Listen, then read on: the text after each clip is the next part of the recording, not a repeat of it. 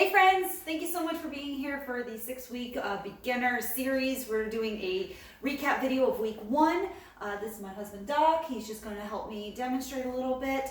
If you have any questions, feel free to respond to the email. Cool? So what we went over on week 1, if you cannot hear me, also I'll probably re-record this later. What we went over on week 1 was basically our posture, essentially. I want y'all to think football stance. If you were being a football player, you go pull and down to a football. He ain't doing that because he has bad back. Football player, knees are slightly bent, butt is put out, chest is tall, belly button pulled in.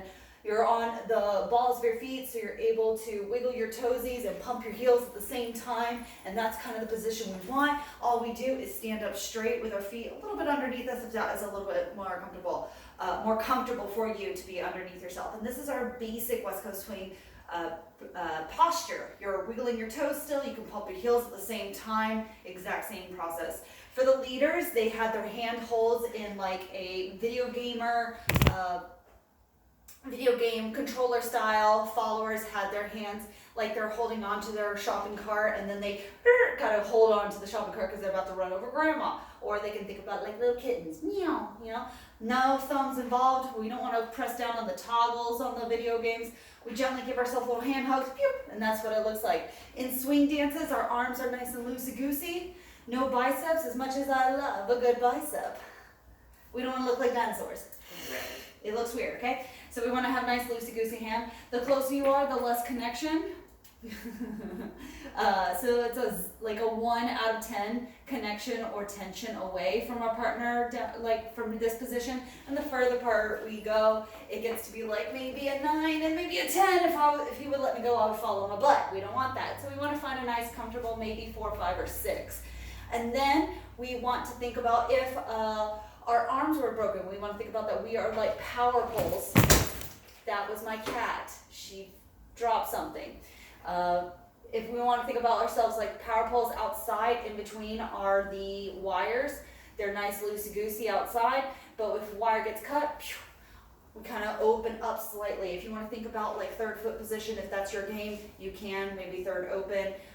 If you know that terminology, great. If you don't, ignore it. That's essentially what we're thinking. So when one side gets open, we kind of open up our body. If you want to think about it as your sternum faces towards your partner's shoulder, that's a good indication. You can think about your hip bones and your shoulders are in line. They're not doing weird things like this, okay? Same thing with the other side, slight open. We're not going all the way out here, okay? Then we talked about finding our BOING. We talked about the slingshot. The leader is the fork of the slingshot. The follower is the rock of the slingshot. And this stretch away is the rubber band of the slingshot. And remember, when we stretch away, we're still thinking athletic position. So we're not bringing our heads back or bringing our pelvis forward or bringing our butt up. We're thinking athletic position, straighter legs, and bringing our whole body away from our wrist. So we think about stretching away, and then the followers, go straight ahead once the leader initiates that movement. All followers start off with our right leg. We talk about smacking our right leg for proprioception awareness. Leaders start off with their left leg, smacking that leg to make sure. You're going to put all of your weight on that opposite leg. Find that stretch. You're going to go from a 4 out of 10, 5 out of 10, keeping your wrists right where they are. You're bringing your body away from your own wrist. 5 out of 10, 6 out of 10, maybe that's your max. Maybe that's the BOING. We talked about BOING. So 6 out of 10, and as soon as that, leader step back and gets their butt out of the way. And the follower just walks straight ahead. BOING, walk straight ahead. The leader has to take a step back and then get out of the way. BOING, and we're just playing with this boinging action. I want to think about it like a T. The followers have their runway because they're looking like fabulous beasts, so they're walking in a straight line.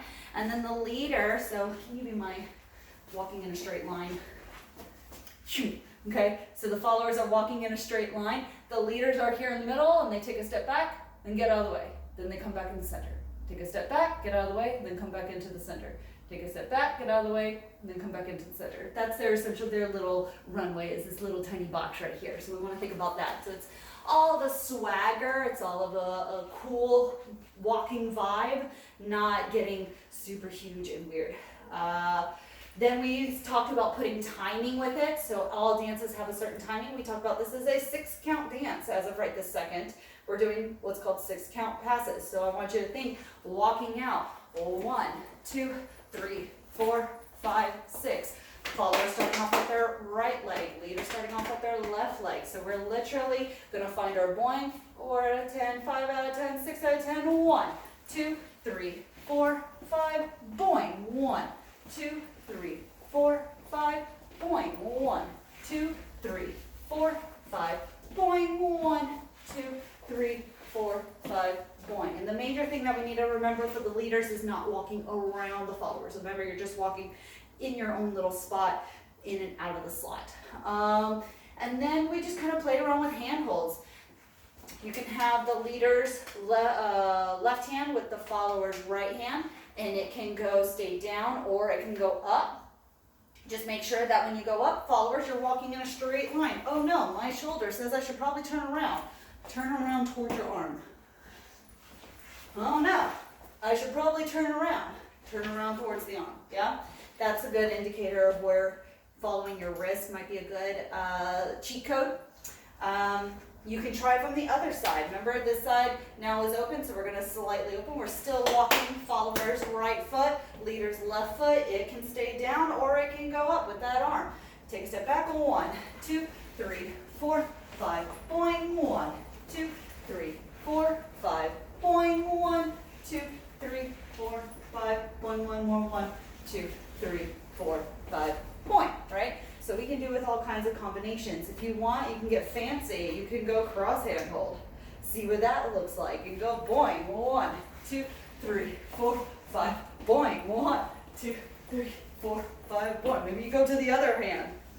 Maybe you go double hand. See what that feels like. If it doesn't work, just let go. One of the hands. Just pick a hand and let go, okay? So if 2 hands works and you're like, oh no, I'm stuck, just let go of 1 hand, okay? It works, okay? Play around with that. That's your goal for the week. What else we worked on? Just making sure that you are thinking, I'm a fabulous beast. As a follow leads, you're jumping in and out of the train tracks. You're going back, get out of the way, come back in. Back, get out of the way, come back in. If you're not out of the way, then you're going to get run over. Don't ever call your partner a train. I will smack you for them. I think that was it, pretty much. Yeah, awesome. Good job, y'all.